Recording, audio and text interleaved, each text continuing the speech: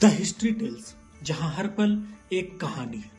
नमस्कार साथियों, मैं हूं मनीष कुमार शर्मा और स्वागत करता हूं आपके अपने YouTube channel the history tales पर। आज हम बात करने वाले हैं भारत के एक ऐसे महान सम्राट की जिन्होंने अखंड भारत का सपना देखा और उसे पूरा भी किया। जी हां, हम बात कर रहे हैं सम्राट चंद्रगुप्त मौर्य की, एक गुमनाम से महान सम्राट तक का सफर। तो आइए शुरू करते हैं चंद्रगुप्त मौर्य की एक छोटी सी कहानी। आज से करीब 2300 साल पहले भारत छोटे छोटे राज्यों में विभक्त था। उसमें मगध नाम का एक शक्तिशाली राज्य था। उस वक्त मगध में नंद वंश का क्रूर शासक धनानंद राज कर रहा था। वह अपनी प्रजा को बहुत परेशान करता था और बहुत ही घमंडी शासक। उसने अपनी सभा में एक बार उस समय के महान ब्राह्मण आचार्य चाणक्य को अपमानित किया था और उनको अपनी सभा से बाहर कर दिया था। उसी दिन चाणक्य ने यह प्रण लिया कि वह जब तक नंद वंश को समाप्त नहीं कर देते तब तक वह अपनी चोटी नहीं बांधेंगे। और इस प्रण के साथ वह एक युवा की तलाश में निकल गए जो उनकी प्रण को पूरा करता। तब उनकी मुलाकात चंद्रगुप्त नामक एक नौजवान से हुई। चाणक्य ने चंद्रगुप्त मौर्य के भीतर के गुणों को देखा और उसमें उन्हें एक महान सम्राट की छवि दिखाई दे रही थी। चाणक्य ने चंद्रगुप्त मौर्य को शिक्षा दीक्षा दी और चाणक्य के बुद्धि एवं चंद्रगुप्त की वीरता के आगे नंदवंश का आखिरी शासक धनानंद टिक नहीं पाया। चंद्रगुप्त ने धनानंद को हराकर मगध पर अपना अधिकार स्थापित किया और यहीं से हुई मौर्य साम्राज्य की शुरुआत। विष्णु पुराण के अनुसार यह साम्राज्य पूर्व में मगध राज्य में गंगा नदी के मैदानों में शुरू हुआ था और इसकी राजधानी पाटलिपुत्र थी। चंद्रगुप्त मौर्य भारत के पहले ऐसे सम्राट बने जिन्होंने लगभग पूरे भारत को एक साथ जोड़ा। उन्होंने एक मजबूत केंद्रीय प्रशासन व्यवस्था बनाई, व्यापार को बढ़ावा दिया और न्याय व्यवस्था को सुदृढ़ किया। उनके साम्राज्य में शांति और समृद्धि दोनों उपस्थित थी।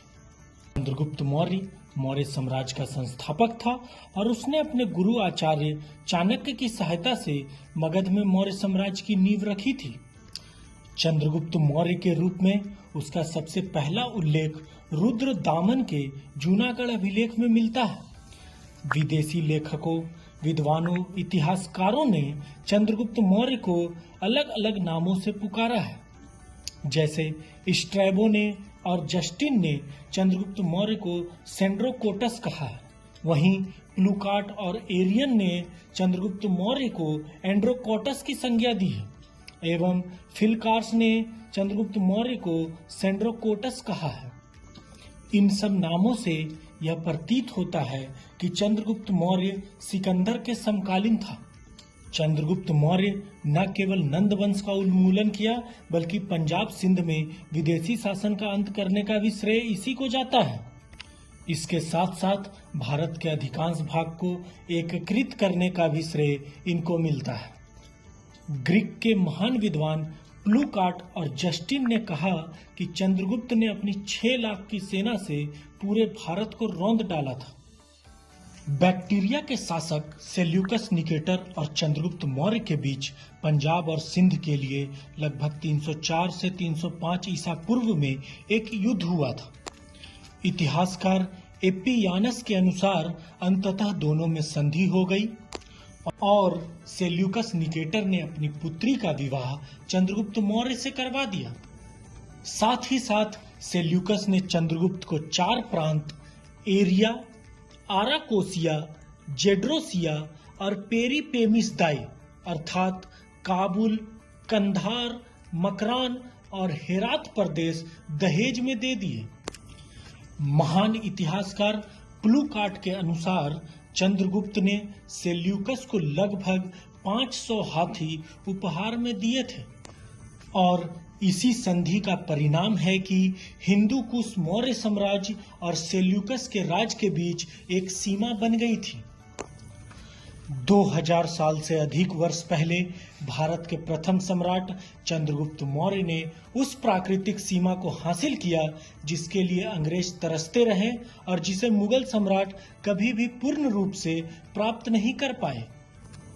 इस प्रकार चंद्रगुप्त मौर्य और सेल्यूकस के बीच वैवाहिक मैत्रीपूर्ण संबंध का सूत्रपात हुआ।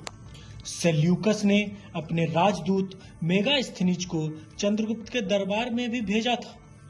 चंद्रगुप्त मौर्य ने एक विशाल सेना का गठन किया था। कौटिल्य के अर्थशास्त्र के अनुसार इस सेना में चोर, मलेच्छ, आटविक वर्ग के लोग भी उपस्थित थे। इतिहासकार जस्टिन उसकी सेना को डाकुओं का गिरोह भी कहता था। इस विशाल सेना के दम पर ही चंद्रगुप्त मौर्य ने मगध जैसे विशाल साम्राज्य की स्थापना की। चंद्रगुप्त मौर्य ने अपने जीवन के अंतिम दिनों में अपने पुत्र के पक्ष में सिंहासन का त्याग कर दिया और जैन भिक्षु भद्रबाहु से जैन धर्म की दीक्षा ले ली और भद्रबाहु के साथ ही दक्षिण भारत में श्रवण बेलागोला नामक स्थान पर जाकर चंद्रागिरी पर्वत पर संलेखना विधि के द्वारा अपने प्राण को त्याग दिए। चंद्रगुप्त मौर्य की कहानी हमें सिखाती है कि कैसे एक साधारण व्यक्ति भी सही मार्गदर्शन, दृढ़ संकल्प और कड़ी मेहनत से इतिहास रच सकता है। उन्होंने सिर्फ एक साम्राज्य नहीं बनाया बल्कि भारत को एक मजबूत पहचान दी। तो दोस्तों, यह थी भारत के पहले सम्राट चंद्रगुप्त मौर्य की कहानी। उम्मीद है आपको यह वीडियो पसंद आई होगी। अगर हाँ, तो इस वीडियो को लाइक करें, कमेंट करें और अपने साथियों के साथ शेयर करें और साथ ही हमारे चैनल द हिस्ट्री टेल्स को सब्सक्राइब करना ना भूलें ताकि आप ऐसे ही और भी दिलचस्प ऐतिहासिक कहानियों को देख सकें। धन्यवाद।